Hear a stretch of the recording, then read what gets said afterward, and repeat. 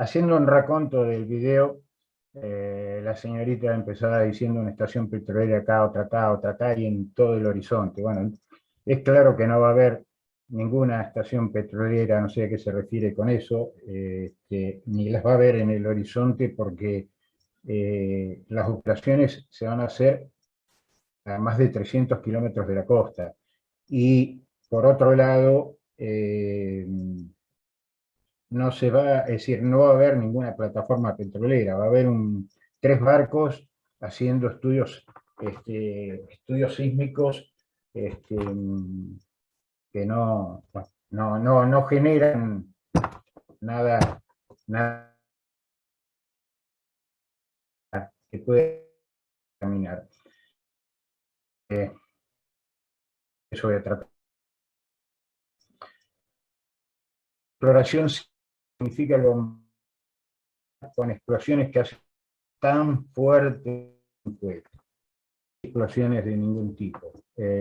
Para que se entienda, sí, son ondas sonoras que se generan, es un barco que tiene registros de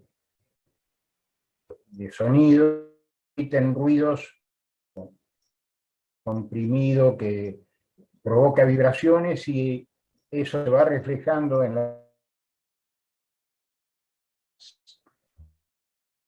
el subsuelo marino y dependiendo de las características de cada roca, velocidad de sonido y una reflexión que las reciben y le permiten a los que conocen el tema generar un mapa de cómo es la estructura del subsuelo sin invadir el subsuelo. Es decir, digamos, si miremos como si fuera una ecografía o alguno de esos métodos que se usan. Antiguamente, digamos, a los años 80 sí se usaban explosivos, pero la técnica fue evolucionando y ya hace mucho tiempo que dejaron de hacerse explosiones. En el caso en tierra, cuando se hacen líneas sísmicas en tierra, que son los estudios para ver o no de petróleo, se usan unos camiones especiales que son camiones vibradores, es decir, son camiones que tienen un mecanismo que se asientan unas patas en el suelo y generan vibraciones con una determinada velocidad y asimismo se van registrando esa que hacen los se hacen tierra, un mapa de cómo es la estructura del subsuelo en tierra. Lo llamativo es que esto salga ahora así con tanta fuerza en contra, cuando es una actividad que se viene desarrollando normalmente, es decir, desde la década del 50 que se hace exploración sísmica en Argentina,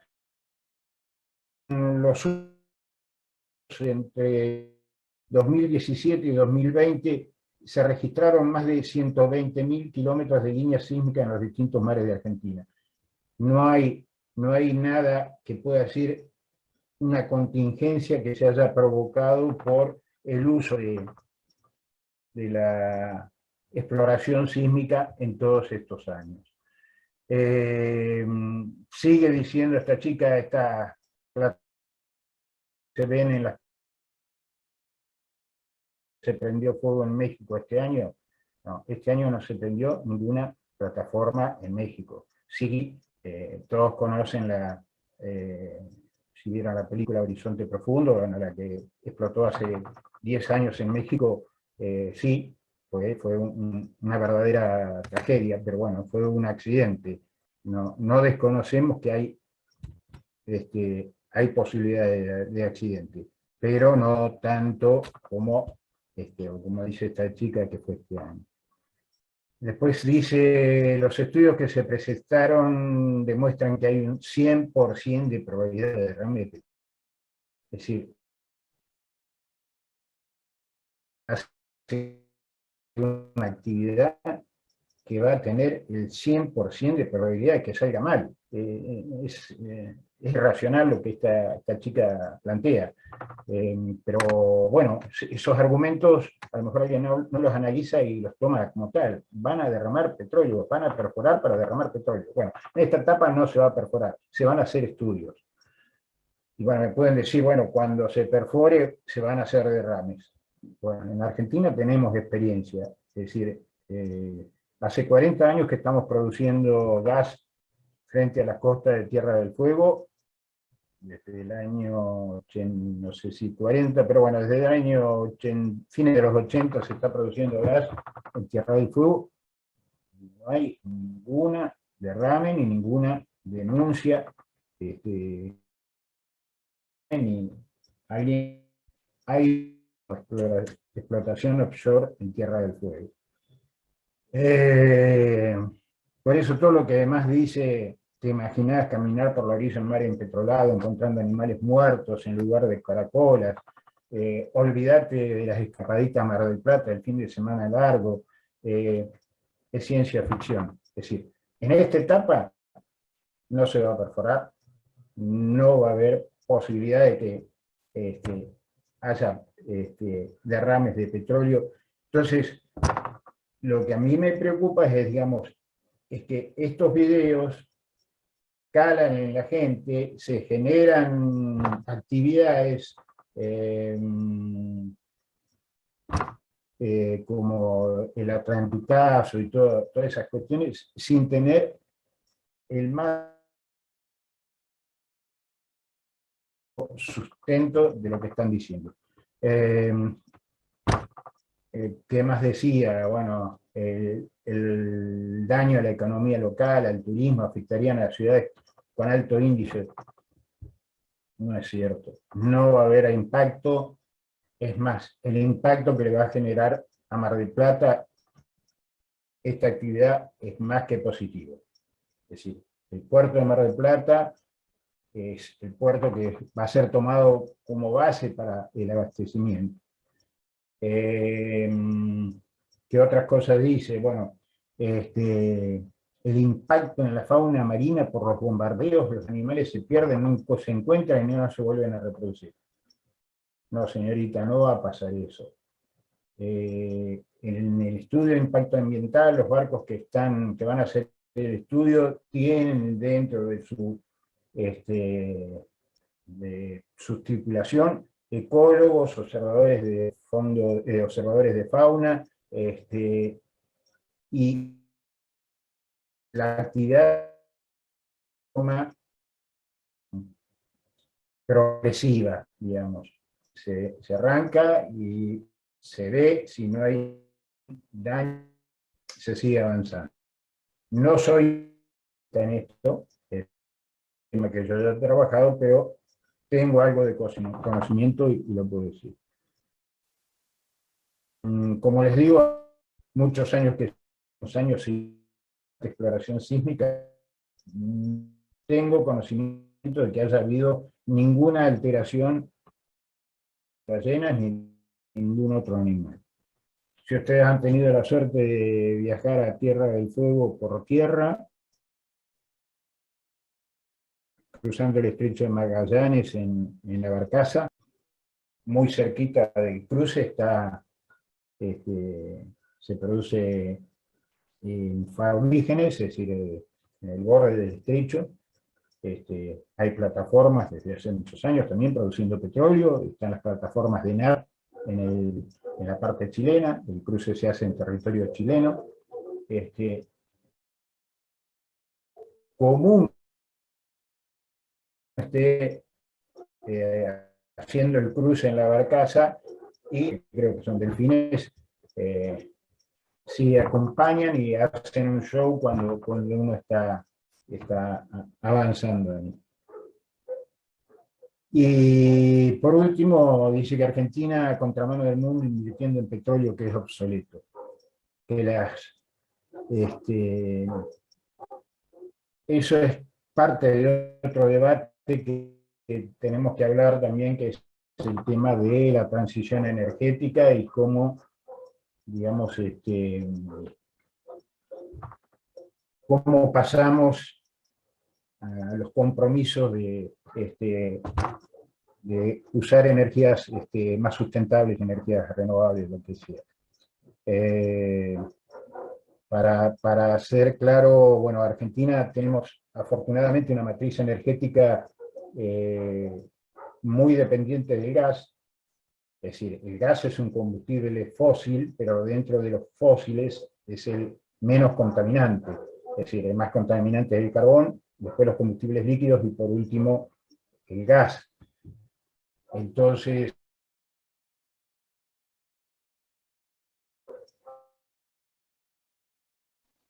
Bueno, Luis, aprovecho de intervenir mirar porque la matriz energética ¿Me de escuchás, Luis? Brasil, que tiene un...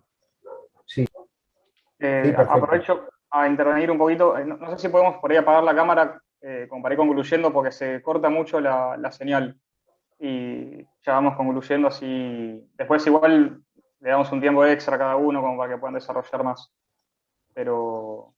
Ok, lo que importa es el debate. Bueno, yo quería tocar este tema en principio.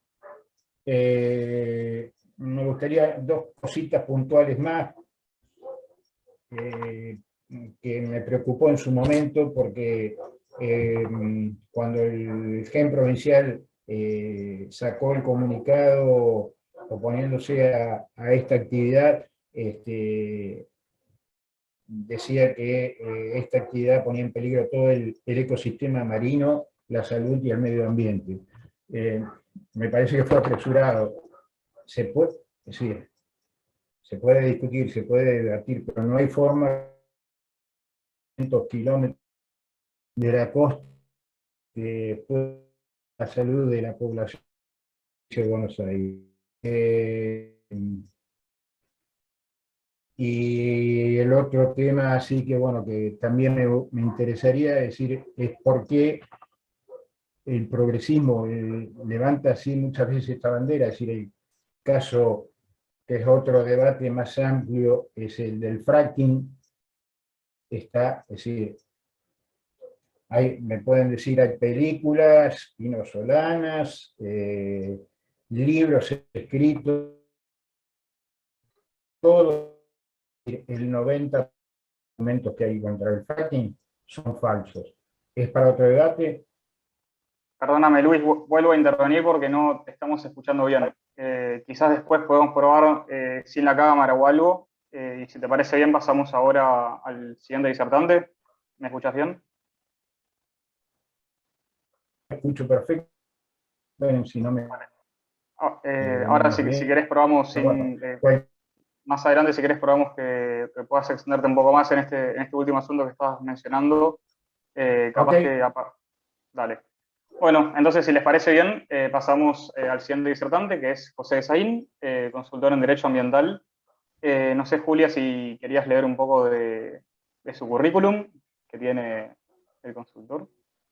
Sí, cómo no, Ezequiel, gracias. Mientras tanto, le agradecemos la presencia al diputado provincial Fernando Compagnoli y a la presidenta del Consejo Deliberante de Bahía Blanca, Fabiola Buosi.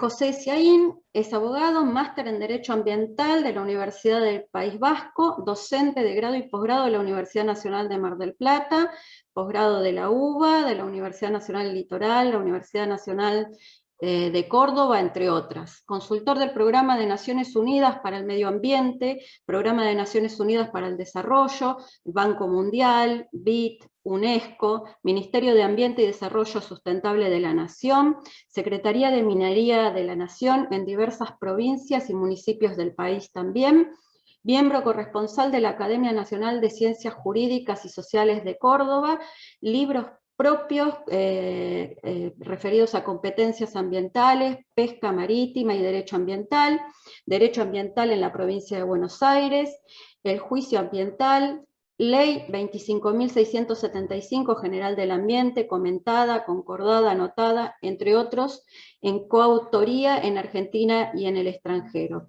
Es codirector del suplemento de Derecho Ambiental de la revista La Ley y Abeledo Perrot, y codirector del área ambiental del Observatorio Jurídico Ambiental de la Universidad Nacional de Mar del Plata en la Facultad de Derecho. Bueno, muchísimas gracias, José, por participar de esta actividad y por tener paciencia en el inconveniente que tuvimos. No, bueno, muchas gracias. Gracias a Franco Luchino, que fue quien me convocó para esta presentación, el coterráneo marplatense. Bueno, mi intervención va a tener 3 partes. Una primera, para dejar saldados los niveles de discusión que tiene este tema. Yo creo que admite como círculos concéntricos 3 grados de enfoque. El primero es un enfoque que se puede adoptar con mayor grado de detalle, que es la discusión respecto al permiso de exploración hidrocarburífera offshore para la empresa Equinor, que es lo que se debatió en la audiencia pública. Hay un círculo un poco más amplio, que sería el debate respecto a la política ambiental por hidrocarburos offshore, o por lo menos la serie de permisos que se dieron, aproximadamente 18, para exploración o adquisición sísmica de datos para explotaciones offshore, y un tercer anillo de discusión mucho más amplio, que es la matriz energética argentina y la variable de cambio climático. Como verán, cuanto más nos alejamos del centro, el grado de discusión se torna un poco más vago, más impreciso, y bueno, pero también en algunos casos más atractivo desde el punto de vista político. Yo me voy a referir solo al primero, es decir, al proyecto de registro sísmico offshore 3D, sobre las áreas CAN 100, CAN 108, CAN 114, Argentina, para la empresa Equinor, AS sucursal Argentina. Respecto a ese tema, adelanto algunas cuestiones que se han planteado en el marco del expediente de evaluación de impacto ambiental que se tramitara en el marco del Ministerio de Ambiente de la Nación, y tienen que ver con algún grado de deficiencia en la información para la toma de decisión respecto al permiso para la exploración. Me refiero concretamente a, primero, surge del expediente del estudio de impacto ambiental presentado por la empresa, de las sucesivas intervenciones de las áreas pesqueras en ese mismo expediente, y así fue manifestado por una presentación que se hizo por las cámaras pesqueras argentinas en ese expediente. Surge que hay primero una deficiente caracterización biológica respecto a las especies que pueblan el sector donde los permisos estarían otorgándose. Es decir, en un procedimiento de evaluación de impacto ambiental, como en cualquier silogismo, se parte de una caracterización del estado biológico del ambiente del lugar, se lo cruza con los impactos que la actividad produce, y con el proyecto de la actividad, y a partir de allí se identifican los impactos. Bueno, la caracterización biológica del ambiente por las personas del sector pesquero, los científicos que asesoran al sector pesquero, ha sido deficiente, y esto además porque en el procedimiento un segundo déficit de información es que faltan también identificar los impactos acumulativos. No solo no se identifican los impactos, el ambiente preoperacional del lugar, sino además que no se han considerado la posibilidad de que existan impactos por la sumatoria de permisos de exploración, ¿bien? Y esto concatenado con un tercer aspecto, que es la falta de mención alguna respecto a antecedentes de efectos negativos que se han producido por exploraciones offshore respecto a las pesquerías. Concretamente el incidente de Caleta Paula, en donde durante 1 año y medio los desembarques en puerto fueron 0. Es decir, el recurso luego se recuperó, pero uno no sabe si se va a recuperar en otros casos. Y lo que se solicita es que este incidente primero se considere, en el expediente está totalmente silenciado este incidente como si nunca hubiera sucedido, considerarlo, y a partir de información divergente, bueno, descartarlo, pero el escenario no puede no considerarse. Y además en el expediente había un fuerte déficit, justamente por la falta de caracterización biológica, había una falta de medidas específicas de mitigación, y además no se ha considerado en el debate del expediente las salvaguardas financieras. Frente al acaecimiento de problemas graves, bueno, la disponibilidad financiera para poder hacer remediación de los daños que pueden producirse, tanto sobre el ambiente como sobre las economías que pueden verse afectadas, ¿no? Y finalmente la institucionalización de actores relevantes que en el debate del expediente no tuvieron voz, no digo voto, pero voz por lo menos. Esto a partir de una confusión que ha habido entre la legislación de hidrocarburos, que en ese sector es de competencia del gobierno nacional, y la legislación de pesca, que es una de las actividades que pueden ser afectadas por la actividad de exploración, y que en ese sector es gobernada por un consejo, el Consejo Federal Pesquero, que lo integran las provincias, es decir, las autonomías costeras. Entonces ahí ha habido una falta de consideración de los parámetros institucionales que gobiernan la pesca, que son diferentes de los que gobiernan la actividad hidrocarburífera regulada por la 17.319, ¿no? Esto quedó en evidencia si uno observa la resolución reciente 436 del 2021, que otorga la declaración de impacto ambiental, que habilita la exploración offshore, porque si uno observa el artículo 3 de esa resolución, las opiniones que se dieron en el marco del procedimiento de evaluación de impacto ambiental simplemente se les dice téngase presente, lo que representa una deficiencia del procedimiento importante, porque las opiniones que se dieron en el marco del procedimiento motivaron una suspensión del procedimiento por resolución 16/2021, y esa suspensión, si fue merituada por la propia autoridad, para descartarlas por lo menos deberían haber tenido un tratamiento respecto a una información diferente de la que motivó la suspensión por resolución 16/2021 de la Secretaría de Cambio Climático. Segundo aspecto de la resolución que tiene reparos es que establece que el monitoreo de la fauna marina y la mitigación respecto a las medidas se van a llevar adelante por la Dirección de Evaluación de Impacto Ambiental del Ministerio de Ambiente, en contradicción con la autoridad a la cual le delega la función de control y fiscalización, en el artículo 9, que es la Secretaría de Energía. Otro déficit de esta resolución 436, que delega el control y la fiscalización en la Secretaría de Energía. Es verdad, la fuente normativa de esto es el artículo 15 de la resolución 3/2019, conjunta entre el Ministerio de Ambiente y en ese momento la Secretaría de Ambiente, hoy Ministerio de Ambiente, y la Secretaría de Energía.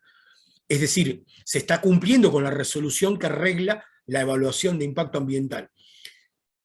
Pero yo creo que es de un déficit enorme que la fiscalización de la declaración de impacto ambiental y la fiscalización del plan de gestión ambiental sean dados o delegados a una autoridad diferente de la que emite la declaración de impacto ambiental, porque eso implica la facultad para la reinterpretación de la licencia ambiental y la reinterpretación sobre todo del plan de gestión ambiental. Y además, los que trabajamos en evaluación de impacto ambiental sabemos que el plan de gestión ambiental y el incumplimiento del plan de gestión ambiental es el núcleo gordiano del procedimiento, porque de allí se desprende quizás la pérdida de la licencia por deficiencias que pueden darse en la ejecución del procedimiento. Entonces, este es un déficit de la resolución original del año 2019 que podría haberse corregido y que debería corregirse, ¿no? Además hay otro déficit en esta resolución, la 436, que es se ordena el cumplimiento del artículo 22 de la Ley General del Ambiente, que es el que habla del seguro ambiental o de los mecanismos financieros para hacer frente a potenciales acaecimientos de alteraciones al ambiente, pero dice de así corresponder. Bueno, en realidad, en este caso, este es uno de los puntos más sensibles. Es decir, no solo que corresponde procedimiento de institucionalizar seguros ambientales, sino fondos para que frente a cualquier mínimo acaecimiento, que pueda haber un problema en la ejecución tanto de la prospección como en un futuro cuando se haga la evaluación de impacto ambiental respecto a la explotación, se tiene que tener en claro los mecanismos para financiar los potenciales daños que pueden surgir, y tienen que ser rápidos, tienen que ser mecanismos que no, frente a una caída de la empresa, no hagan que el Estado tenga que pagar todas las pérdidas, tenga que hacer frente a la remediación, restauración, recomposición del ambiente. No los quiero aburrir con toda la diferenciación que se hace en toda la normativa infralegal dictada por el Ministerio de Ambiente en relación a seguro ambiental, pero bueno, pero esto es un tema muy sensible, y además los mecanismos de financiamiento para los potenciales daños que podrían producirse a la sociedad, a las poblaciones costeras, en caso de que pudieran haber problemas, como el de Caleta Paula, por ejemplo, ¿no? Es verdad, esa era una prospección cercana a la costa, pero vuelvo a repetir, debería haber otra información que descartara esos hechos que sucedieron. Y finalmente, como conclusión, lo que yo diría es que estamos frente a un procedimiento en el cual resta tener mejor información para poder llegar a una buena toma de decisión. Esto no significa estar en contra de esta actividad, ni en contra de la actividad hidrocarburífera. Simplemente que en el marco del desarrollo sostenible, las actividades deben equilibrar la variable ambiental con la variable social y con la variable ecológica, pero ninguna de las tres variables debe estar una por encima de la otra. Y por lo tanto, una buena toma de decisión en el marco del desarrollo sostenible obliga a tener una mejor información respecto a estos aspectos, que fueron considerados por el Ministerio de Ambiente porque motivaron una suspensión, y respecto de los cuales no sabemos cuál es la información nueva que cambió ese escenario que motivó esa suspensión dictada el año pasado en noviembre. Finalmente, una mención respecto al video que pasaron. La desinformación de la gente en muchos casos es producto de actividad irresponsable de muchas organizaciones, pero también es responsabilidad de muchas organizaciones que este tema se esté debatiendo. Si no, este tema no se hubiera debatido quizás. Eso es un punto. Y el otro punto es que yo estoy viendo que el sector hidrocarburífero está teniendo como discurso que la gente está desinformada, engañada, y que por lo tanto esta discusión es una discusión que se está dando con gente que habla como si fueran payasos. Bueno, eso es responsabilidad del proponente. El proponente es quien tiene que tener buena información, divulgarla, es responsabilidad del proponente del proyecto darla a conocer, y desde el comienzo esto no fue así, la información fue meramente técnica, nosotros tuvimos que estudiar el procedimiento de evaluación de impacto ambiental, todo entero el expediente, y porque somos técnicos lo pudimos hacer, pero no se le puede pedir al simple poblador que pase a ser un experto en exploración, explotación, conocer los parámetros que se manejan en el mundo, saber que en Brasil las offshore no conviven con especies pesqueras, y aquí en la Argentina sí conviven con ambientes en donde hay especies de valor comercial. Es decir, la gente no tiene la obligación de estar informada de todos los temas.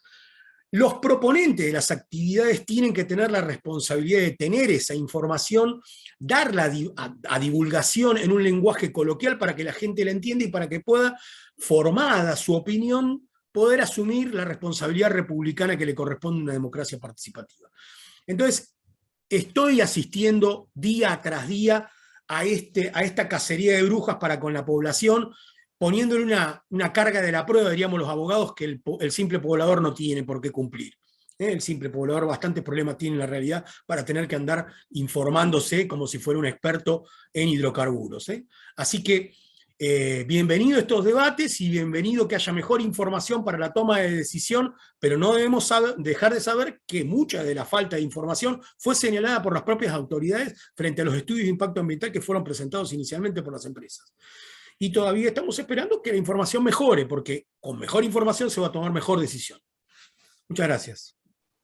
Muchísimas gracias, José. Estuvo clarísima, me parece, la postura. Aprovechemos a decir que si quieren que hagan una consulta para alguno de los disertantes, las pueden ir poniendo en el chat, que al finalizar la disertación de Cristian seguramente les hagamos preguntas. Y aprovechamos también a saludar a Marga, que la vemos en la sala. Repito lo que había dicho mi colega, la arquitecta Julia, que si te tenés que ir, por favor avisanos, que te damos la palabra. Pasamos entonces con Cristian Folgar. Julia. Sí, gracias Ezequiel. También le agradecemos la presencia a la diputada provincial Natalia Siakowski y a la senadora provincial Lorena Mandagarán, ambas de nuestro partido GEN. También a Darío Sócrates, que está presente, gerente del Consejo de Empresas Pesqueras, y al diputado nacional mandato cumplido, Juan Pablo Bailac. A todos muchas gracias por estar presente y estar acompañándonos hoy aquí. Vamos viendo de a poquito, hay mucha gente, y la verdad estamos muy contentos con la actividad, pese a los inconvenientes. Bueno, Cristian Folgar es licenciado en Economía, doctorando en Administración Pública en la UBA, es docente en carreras de grado y posgrado en la UBA, en UCES, en la Universidad Nacional de San Martín, entre otras, en asignaturas vinculadas a las ciencias económicas, historia y gestión pública. Su actividad profesional está relacionada con la evaluación de impacto de las políticas públicas. Es miembro de los equipos, ha sido miembro de los equipos del Energas para la evaluación de la extensión, expansión del sistema de transporte y distribución de gas, subsecretario nacional de combustibles, diseñando y evaluando políticas públicas vinculadas a los hidrocarburos, consultor independiente o formando equipos de trabajo en la Escuela de Economía y Negocios de la Universidad de San Martín. En la Facultad de Ciencias Económicas de la UBA dirigió y participó de equipos de trabajo tendientes a evaluar alternativas e impactos en las revisiones tarifarias de los sectores energéticos regulados por el Estado Nacional, auditar políticas de subsidios aplicadas al sector energético, impactos de las decisiones regulatorias sobre concesiones hídricas a nivel federal, impacto y alternativas para la expansión del sistema de transporte de gas natural, auditoría económico-financiera del desempeño de la concesión de la hidrovía, entre tantas otras actividades que registra y publicaciones. Así que bueno, muchísimas gracias por acompañarnos, Cristian, y por tener paciencia en este momento. Bueno, muchas gracias, Julia. Buenas tardes a todos. Primero quiero felicitar por organizar este tipo de actividades. Creo que enriquecen, creo que tanto las charlas que ya nos dieron Luis como José son muy útiles. Creo que de alguna manera esto que nos está pasando con lo que se llamó el Atlanticazo y con esta discusión en torno a la exploración offshore que autorizó el gobierno nacional, nos interpela también en la manera en cómo hacemos o diseñamos las políticas públicas en Argentina. Es decir, las políticas públicas tienen que ser una actividad que se puede medir y se debe medir. Y a veces lo hacemos como una profesión de fe. Y eso muchas veces pasa por defectos en cómo se hacen los procesos, por falta de información o por poca calidad en la información. Yo lo voy a dividir en varios, quisiera ver varios planos sucesivos. El primer plano tiene que ver con los mecanismos de participación ciudadana, audiencias públicas, un poco siguiendo lo que José venía comentando respecto a lo que se hizo bien o no tan bien en el caso de los informes de impacto ambiental. Creo que no hay que tenerle ningún miedo a exigir el hecho de que haya mucha información, mucha transparencia, mucha rigurosidad. La participación ciudadana siempre enriquece.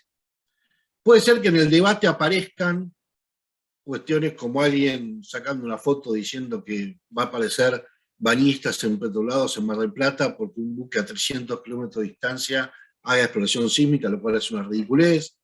Pueden aparecer videos como el que vimos al inicio. Pueden ser que se digan cosas que sean falsas de un lado y del otro. Pero la verdad es que el proceso de transparentar la discusión, permitir que participe la ciudadanía, que el Estado se vea forzado a tener que dar transparencia a sus actos, es todo ganancia para la sociedad.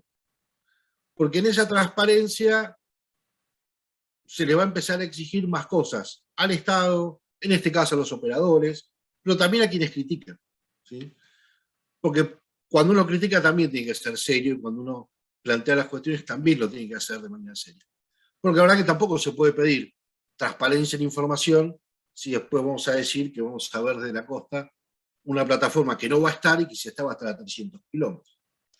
O que porque haya explotación petrolera, la actividad turística va a desaparecer porque, solo por citar un ejemplo, en Brasil no desapareció la actividad turística y las plataformas sí se ven desde Copacabana. Y nadie deja de ir a Copacabana por eso. Entonces, yo creo que la transparencia y estos procesos que hay que llevarlos al extremo, creo que son muy importantes.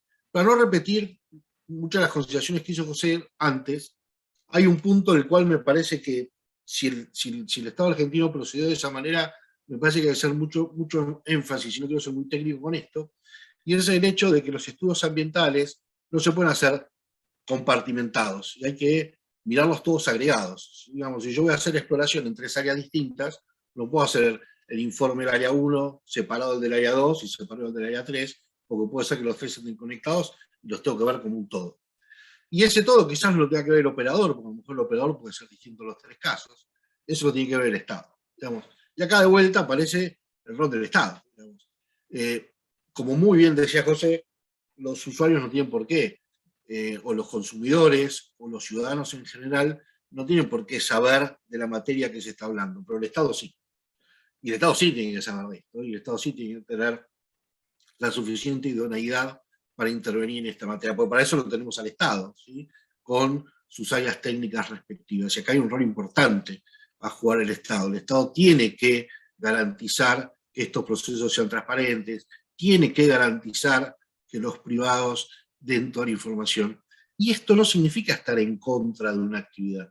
Esto significa simplemente, en este caso puntual, cumplir con la defensa del medio ambiente. Que hay que respetarlo, que hay que hacer la actividad que sea con las reglas del arte. Entonces, primer punto, todo lo que se exija en materia de transparencia, todo lo que se exija en materia de cumplir los procedimientos para que las empresas, en este caso, tengan que demostrar que las cosas las van a hacer bien y para que la sociedad tenga toda la información lógicamente posible, creo que hay que agotarlo. Sin caer en el hecho de escondernos detrás de esa búsqueda de transparencia para impedir que se haga una actividad. ¿Sí? Digamos, una cosa es buscar la mayor información posible para que las cosas se hagan bien, y otra cosa es estar buscando cositas que a lo mejor se pueden haber hecho mal o bien como para trabar el proceso, porque esa no es la idea. El segundo punto es la ecología y los hidrocarburos, o la ecología y la explotación de hidrocarburos en general. Porque de hecho fue lo que se terminó mezclando en este debate. Porque si uno se circunscribe exclusivamente al tema de la exploración hidrocarburífera, la verdad que la posibilidad de la mayoría de las cosas que se han dicho prácticamente no tienen sentido. Se puso en discusión el contrapunto ecología versus producción de hidrocarburos. Y está muy bien que esté ese debate. Y de hecho no somos el único país que lo tiene. Ahora, no pueden ser opuestos. No puede ser que por preservar la ecología no hagamos exploración o explotación de hidrocarburos, como tampoco puede ser que por preservar la ecología no hagamos otro tipo de actividades. Tenemos que poder convivir. Y tenemos que poder convivir porque son potenciales recursos que le pueden generar mucha riqueza a Argentina. Y voy a tirar una cuestión como disparador. Hablamos de la industria pesquera y de la industria hidrocarburífera. Los buques pesqueros funcionan con hidrocarburos. Es decir, no habría industria pesquera si no hay hidrocarburos, porque salvo que funcione a vela o a remo, esos buques no podrían salir a buscar la pesca. Por supuesto que eso no habilita hacer cualquier cosa, lógicamente. Ahora, necesitamos hidrocarburos incluso para mantener la industria pesquera funcionando, porque hoy no tenemos otra manera de hacerlo. Con lo cual, un país con el nivel de pobreza que tiene, un país con la necesidad imperiosa de generar fuentes de trabajo que tiene, hoy no estamos ofreciéndole al mundo en general productos en los cuales seamos competitivos, nos cuesta ser competitivos en un montón de sectores, entonces tenemos que extremar los mecanismos para poder encontrar nichos en los cuales podamos ofrecerles bienes y servicios al mundo, pues eso va a generar trabajo local, va a generar riqueza local. Cuando digo local, no me refiero solo a la ciudad de Mar del Plata, porque esto derrama sobre todo el país. De hecho, los recursos, y si se llegaran a explotar en algún momento, estaríamos hablando de recursos federales, porque están en aguas de jurisdicción federal, más allá de que la localidad que más relacionada estuviera con ellos es Mar del Plata. Y el tercer punto tiene que ver con el tema de la transición energética, y esto de qué sentido tiene buscar hidrocarburos cuando el mundo los está abandonando. Bueno, la verdad que el mundo no está abandonando los hidrocarburos, ¿sí? Sí es cierto que el mundo ha incorporado como una restricción a su manera de producir, entre ellos su manera de generar energía, lo que estamos llamando hoy cambio climático. Pero los hidrocarburos forman parte de la transición. Porque si nosotros no tenemos hidrocarburos, la alternativa hoy es quemar más carbón. Y si no, fíjense lo que está pasando en Europa, ¿sí?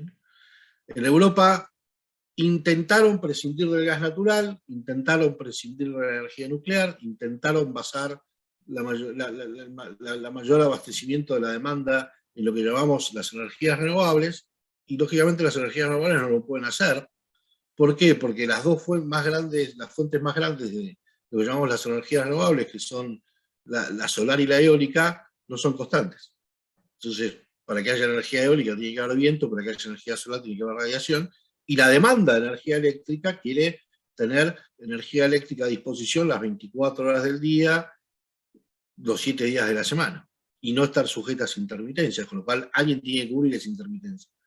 O la cubre la energía nuclear, o la cubre el gas natural, o la cubre algún otro hidrocarburo, o la cubre el carbón. Si ustedes se fijan lo que está pasando hoy en Europa es como que hay un revival no querido del carbón.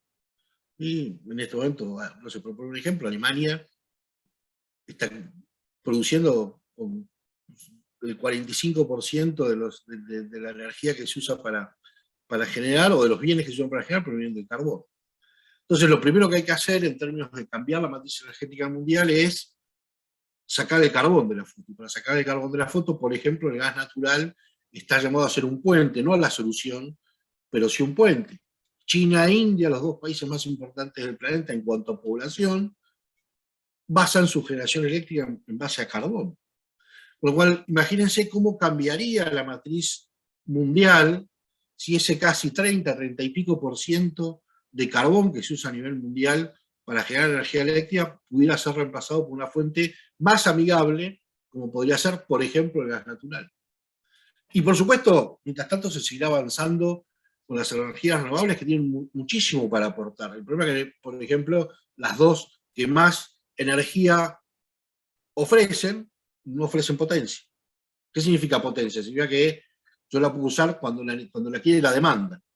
La eólica y la solar las podemos usar cuando hay sol o hay viento, no necesariamente cuando lo quiere la demanda, y ahí tenemos un problema. Y de hecho lo está enfrentando Europa en este momento. Y esta es la discusión que ustedes siguen el tema en Europa, se está dando en este momento, en donde abrieron la discusión para nominar o calificar a la energía nuclear y al gas natural como actividades que permiten el puente necesario en la transición energética, que nos llevará posiblemente al hidrógeno o a algún otro esquema que sí nos permita almacenar energía de modo tal de como lo quiere la demanda.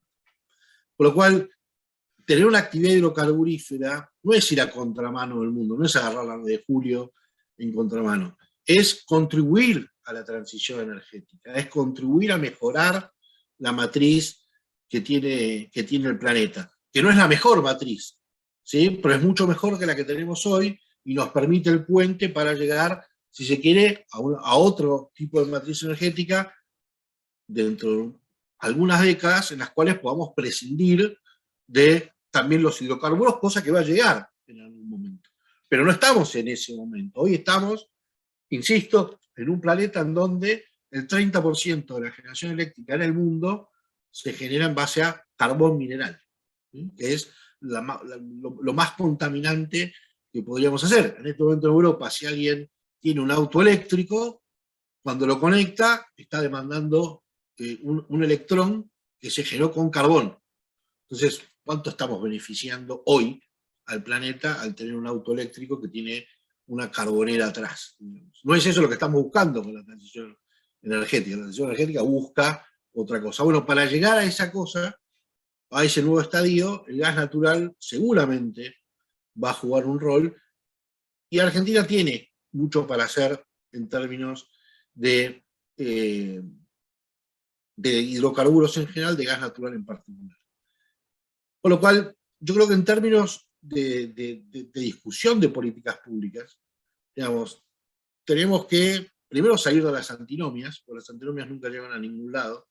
Esto no puede ser ecología versus, en este caso, hidrocarburos. Tiene que ser hidrocarburos respetando la ecología.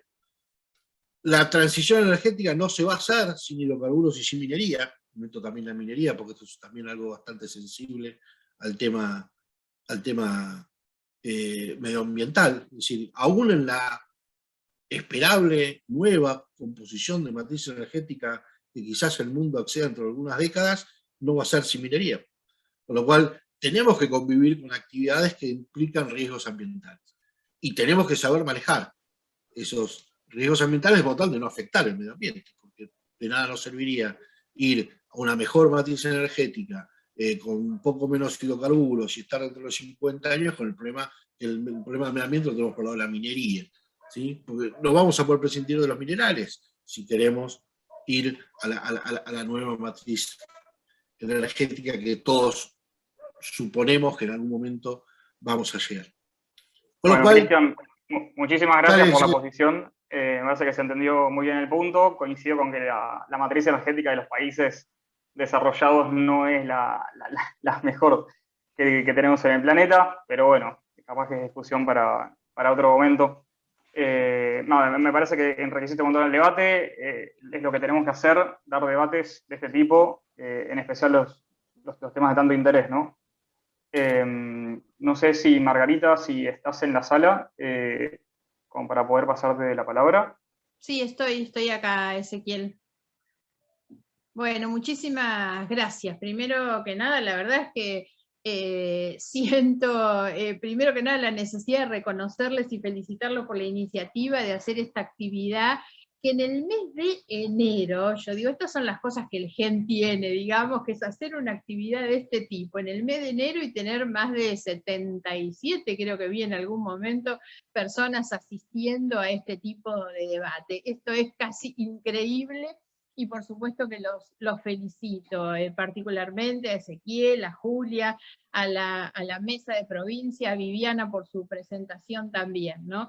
Y obvio a las 3 personas que fueron invitadas como expositores, que lo primero es que nos han demostrado los 3 una solvencia técnica, académica extraordinaria. Tomo las palabras que dijo Julia inicialmente, sobre todo en el sentido de que esto pretende apenas ser un disparador, ¿no? Y también de la manera en que lo marcó Luis, que es la necesidad de que el GEN se dé este tipo de debates, donde no hay una palabra definitiva, digamos, sino que lo importante es ver si nos enriquecemos nosotros a través justamente de este debate y de compartir visiones distintas. Tal cual también lo planteó Julia, estamos frente a un debate muy interdisciplinario, yo diría claramente técnico, es un tema muy técnico, aun cuando desde lo técnico que es el tema, tiene muchísimas implicancias, y eso es lo que hemos visto, digamos, de todo lo que venimos escuchando en los últimos días y también de estas participaciones, que son implicancias desde políticas, económicas, por supuesto, sociales, institucionales y obviamente ambientales también. Así que creo que ha sido, bueno, sumamente enriquecedor. Yo tomé nota de algunas de las cosas, pero sobre todo me parece que lo importante es dejar esto pendiente para continuar. La posición de Luis me pareció muy fuerte, muy firme. Me disculpo porque además tuve muchos problemas técnicos para escucharlos bien a los tres. En realidad, no sé si todos los tuvieron, pero yo tuve muchas intermitencias de momentos en que se paralizaba la imagen y también la voz, así que hubo muchas cosas que me perdí.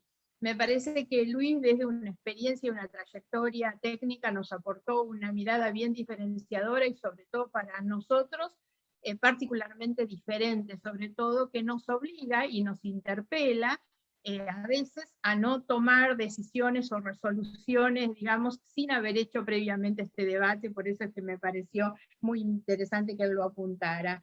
Lo de José me pareció excelente también porque nos provoca un debate muy importante. Él nos habló, después algo también de Cristian sobre este tema, que es la necesidad de poner en discusión una cuestión de fondo como es la matriz energética de la Argentina. Yo agrego siempre a esto que lamentablemente nos falta discutir una matriz productiva en la Argentina, y eso está muy vinculado con la energía. Algunas de las cosas las abordó Cristian también, porque lo cierto es que para desarrollar un modelo productivo necesitamos garantizar obviamente una provisión de energía, y entonces tenemos que discutir cómo en un país como el nuestro realmente se consigue esa energía, ¿no? Y después dijo algunas otras cosas importantes, me pareció lo de José, que también repitió Cristian, en el sentido de la importancia que tiene la participación social, la participación ciudadana en este tipo de debates. Más allá de las cuestiones técnicas, la necesidad de validar las decisiones con la participación ciudadana. Cristian acotó a eso, que es lo que le va a dar alguna transparencia, ¿no? Y sobre todo José lo marcó en el sentido de los actores relevantes que quedaron afuera de esta discusión, y él lo marca como un déficit también. Coincidieron todos en la necesidad de contar con una buena información. Siempre es importante contar con esa información necesaria. Y Cristian incorpora a esto también una discusión que es una discusión mundial, por supuesto, que es la transición energética, mirar lo que hace el mundo. Yo insisto mucho que la Argentina sufre de ombliguismo. Por lo general creemos que los problemas son nuestros, que se solucionan solamente mirándonos el ombligo, y al contrario, creo que hay que observar con mucho cuidado los debates que hay en el mundo, cómo se resuelven esos debates en el mundo y de qué manera nos impactan a nosotros las cosas que se deciden en la otra punta del mundo, ¿no? Disculpas, lo hice más largo de lo que quería, pero resaltar sobre todo, insisto, el extraordinario aporte técnico, académico que tuvimos de los tres expositores, a quienes les agradezco, y una vez más a ustedes por haber promovido este tipo de debate. Así que les mando un cariño, un afecto, y obviamente los buenos deseos, nuestra primera actividad del año, así que también aprovecho para desearles a todos que tengan un buen año, que seguro nos va a encontrar con muchos debates y mucho trabajo. Gracias, Marga. La verdad, una síntesis impecable de todas las disertaciones. Antes de pasar a las preguntas, de que Ezequiel registre las preguntas, hay un temita que por ahí Cristian o José podrían, digamos, abordar. Yo noto, digamos, que además del tema de la participación ciudadana, este tipo de actividades que claramente tienen como diferentes ámbitos jurisdiccionales, falta articulación entre esas jurisdicciones, ¿no es cierto? Bueno, la semana pasada el intendente de Mar del Plata presentó un recurso de amparo en el que hace varias objeciones al procedimiento, al proceso, e independientemente de los posicionamientos políticos que claramente existen, también se advierte, ¿no es cierto?, de que una ciudad, como en el caso de Mar del Plata, con algunas definiciones, algunos perfiles de hacia dónde quieren llevar la ciudad, ven este tipo de impulsos, de iniciativas, como escindida de las decisiones de la ciudad. Entonces, me gustaría por ahí, si pueden aportar alguna reflexión al respecto, de si alguna experiencia en ese sentido se puede citar de otro caso que pueda ser aplicable a este tipo de iniciativas donde participan diferentes jurisdicciones del Estado. Sí, los procedimientos como este de evaluación de impacto ambiental están referidos en el Acuerdo de Escazú que la Argentina firmó el año pasado, Ley 27.566. Ahí el tipo de tratamiento que tienen los actores relevantes es destacado, es decir, tienen que tomarse medidas específicas de participación. Y en un caso así, las autoridades comunales, costeras, no tienen ni poder de veto, como en un montón de cuestiones que dependen de competencias de otras jurisdicciones, pero sí la posibilidad deberían tener de presentar su opinión al respecto. Acá lo ha dicho el intendente de Mar del Plata, digo acá porque yo estoy de Mar del Plata, que no han sido consultados, ha confirmado eso. Eso es un déficit institucional muy grave que tiene el procedimiento, porque las ciudades costeras y las provincias costeras deberían ser consultadas y emitir una opinión respecto a los intereses que pueden ser afectados por la decisión. Así que eso institucionalmente debería ser así, ¿no?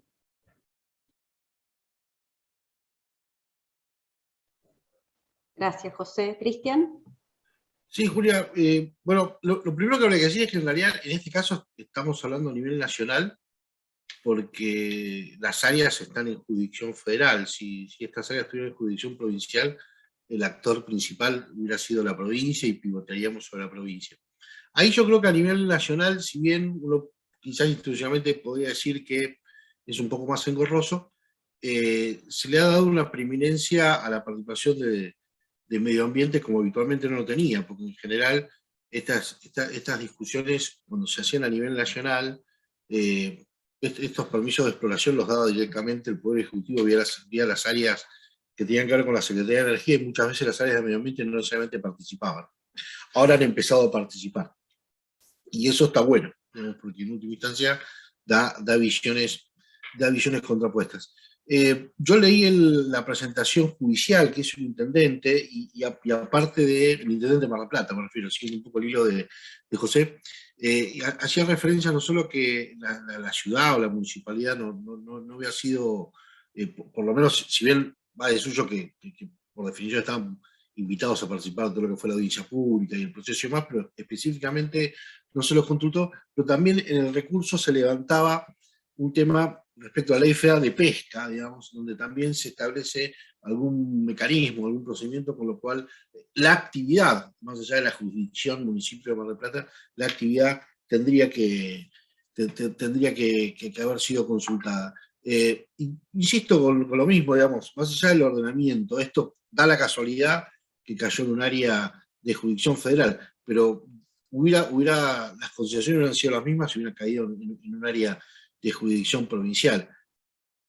Aunque su opinión no fuera vinculante, aunque no tengan capacidad de veto, los actores principalmente involucrados tienen que tener una participación activa, y eso lo tiene que fomentar el propio Estado, porque creo que eso es lo que habitualmente los Estados tienen la posición de no hacerlo como si esos actores fueran a trabar el proceso. Es decir, muchas veces se asocia el tema de transparencia e información con que se trabe el proceso. Y la verdad que me parece que es al revés, digamos, porque cuando uno no es transparente, cuando uno no hace participar a todos los actores, hasta muchas veces se pierde hasta la posibilidad de tener, no digo una aprobación, a lo mejor muchas veces hay gente que está en contra y está en contra, punto. Pero el hecho de tener la mayor transparencia posible, muchas veces derriba mitos, derriba muchas veces prejuicios que de un lado o de otro se pueden llegar a tener, y siempre hay mucho más para ganar que para perder, y en general, fíjense que muchas veces me voy a lo que fueron otros ajustes de tarifas, por ejemplo, que por no hacer audiencias públicas, los procesos en vez de hacerse más rápidos se hacían mucho más lentos, porque se terminaban judicializando. Entonces, muchas veces hacer las cosas bien desde el inicio ahorran problemas futuros, digamos. Y creo que esa es una práctica que el Estado tiene que empezar a aprender y tiene que empezar a incorporarla, digamos, que hacer estas cosas no es un problema, hacer estas cosas es parte de la solución. Julia, hay que aclarar algo legal, que es la ley de hidrocarburos. Esta zona dice que es nacional, es federal, pero la ley de pesca dice que es nacional, pero gobernada por un órgano que lo integran las provincias, que no solo lo integran, las provincias adhirieron a la ley bajo la condición de poder integrar ese órgano, porque justamente se meten en la ley de pesca porque el órgano de toma de decisión las incluye. Si hubiera sido solo nacional, lo que sucede 12 millas más adelante, quizás las provincias costeras no hubieran adherido, bueno, no sé, pero lo que quiero decir es que la ley de hidrocarburos para las offshore tiene un régimen federalizado, pero para la pesca, para la zona 12 millas afuera, es lo que denominamos los constitucionalistas un régimen intrafederal, es nacional más provincias. El Consejo lo integran varias carteras del Ejecutivo Nacional, pero las provincias costeras también. Por eso, por los efectos de la actividad, deberían haber sido consultadas las autonomías locales, no por lo que decimos los abogados, la materia hidrocarburos, pero sí por la materia pesquera. Ese es un déficit institucional que además, sumando lo que dice Cristian, hubiera elevado el grado de consenso de la toma de decisión en términos de... Clarísimo, José. Algo en ese sentido está planteando Martín en el chat, no sé si lo estás viendo, Ezequiel. Sí, justo iba a comentar eso, que me parece que lo que desarrollaba recién José responde a la pregunta de Martín, que si les parece hacemos un par de preguntitas como para que pueda desarrollar cada invitado y ya vamos cerrando la actividad. Quizás la primera pregunta que aparece, no sé si Luis quizás es el más indicado como para responder, que conociendo más técnicos, digamos, del petróleo. ¿Estás por ahí, Luis? Como para que te hagamos la pregunta. ¿Nos escuchas bien? Y adelante. Sí. Vale, bárbaro. Bueno, Marina pregunta de justamente el dato del que hacías vos, ¿no? Hacías mención vos, ¿no? Que se hace actividad petrolera offshore desde hace más de 40 años, pero dice que los actuales 36 pozos gasíferos offshore, solamente uno está en una columna mayor a 100 metros de profundidad. Todos los demás son en aguas poco profundas. En cambio, en el polígono en el cual se autorizó ahora a Equinor hacer la exploración, el fondo marino estaba a de 1.700 a 3.800 metros de profundidad. Por lo cual sería una offshore ultra profunda. ¿Qué diferencia habría, digamos, entre estos 36 pozos que tenemos abiertos a poca profundidad, justamente a esta nueva exploración que se hace a una profundidad con mucha diferencia, por lo que se puede ver? Bueno, la diferencia principal es que, digamos, la explotación que hoy se hace es a menos de 100 metros, son plataformas que están asentadas en el fondo marino, digamos, es una cuestión logística. Ya más profundidad es imposible y son plataformas flotantes, digamos, para tener en claro todo esto que se hace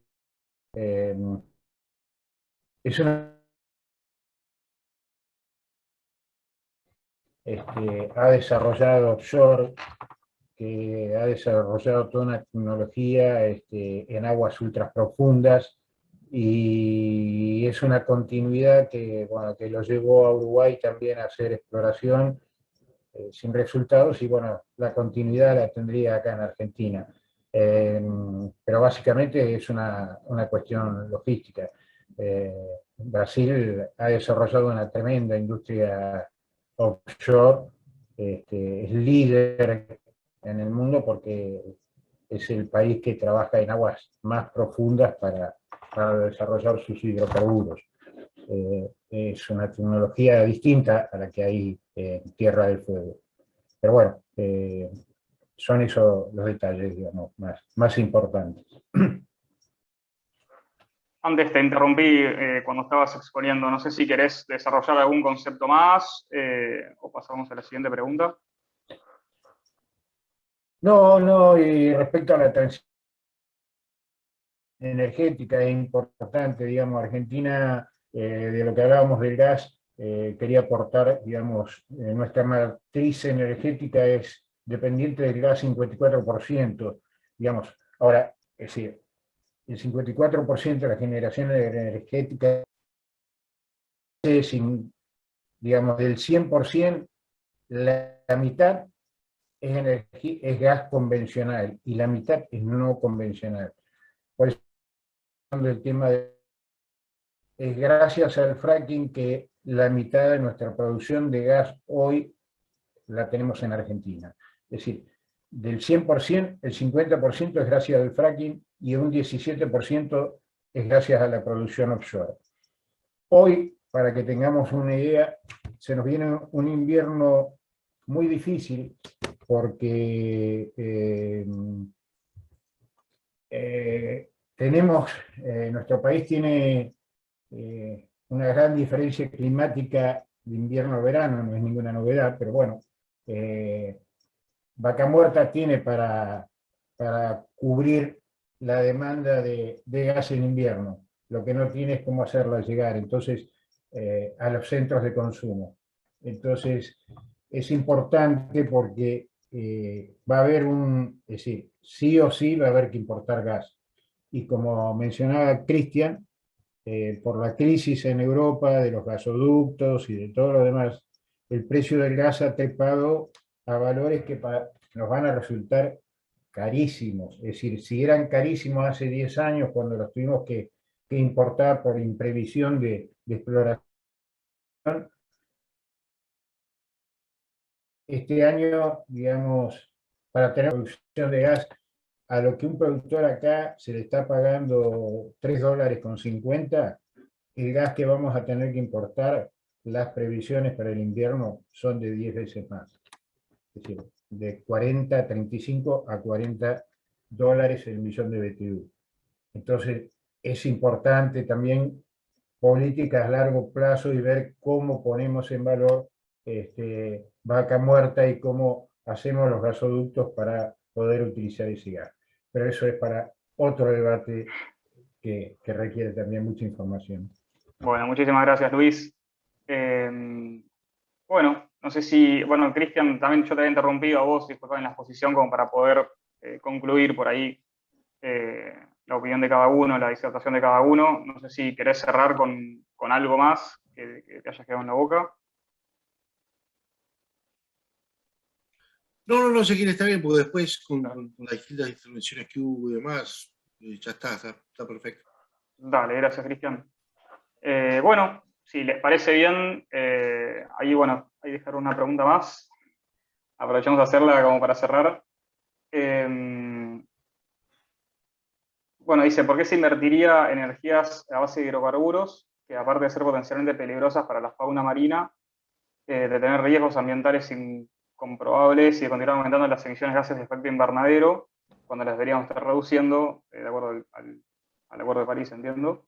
Si nuestro país cuenta con algunas de las mejores condiciones a nivel mundial para explotar ambas energías renovables, que son más accesibles porque no se va por ahí. Y entiendo que, bueno, que por ahí lo respondió Marga de alguna manera, con la falta de una matriz tanto productiva como energética, que nunca se dio ese debate. Es como que, pero bueno, no sé si Esaín, si José Esaín quiere responder a esta pregunta. Si me permitís, Ezequiel, del 2015 hasta ahora y todo lo demás, pasamos de tener casi no tener energías renovables, hoy tenemos un 8%, pero como ya lo explicó Cristian, es decir, ese 8% es muy difícil de incrementar y es una energía complementaria. Hoy por hoy no podemos depender de las energías renovables. Tenemos que buscar alternativas, y hoy la alternativa más directa es la gasífera. Y la otra sería menos, si quiere, menos contaminante, pero tiene otros riesgos, es la energía nuclear.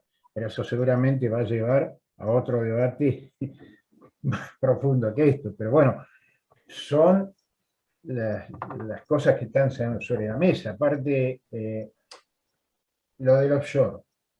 Es decir, en los tiempos en que se maneja la industria petrolera, que esta exploración va a ser hacia fines del 2022, los resultados normalmente llevan 1 año o 2 años de evaluación, y si hay una perspectiva de que se vaya a perforar un pozo, va a llevar 2 años más, y la evaluación, si es positiva y deciden perforar, lleva 8 años, no va a llevar menos de eso. Entonces puede cambiar mucho el mundo, pero es muy difícil tomar decisiones cuando se tiene información que cuando no se tiene. Acá se está buscando tener información.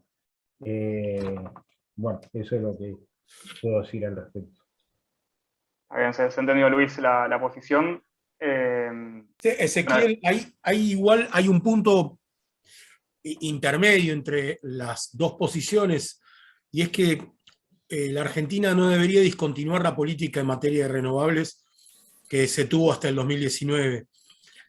Llegamos a tener constante un 18% de renovables, y en problemas con sequías llegó a un 28% las renovables. Entonces, el porcentaje que se llegó a tener era importante. Como bien dicen los dos oradores, no puede ser la base de una matriz energética las renovables, pero sí que tengan un rol mucho más destacado, es importante, y seguir invirtiendo en esas fuentes, porque son fuentes mucho más interesantes, y no depender de las fuentes clásicas. Bueno, nos meten en una agenda internacional, digamos, diferente de la que tuvimos hace años. Así que me parece que hay que tener por lo menos en mi posición, una postura intermedia en ese punto, y no discontinuar las buenas políticas que se tuvieron, ¿no?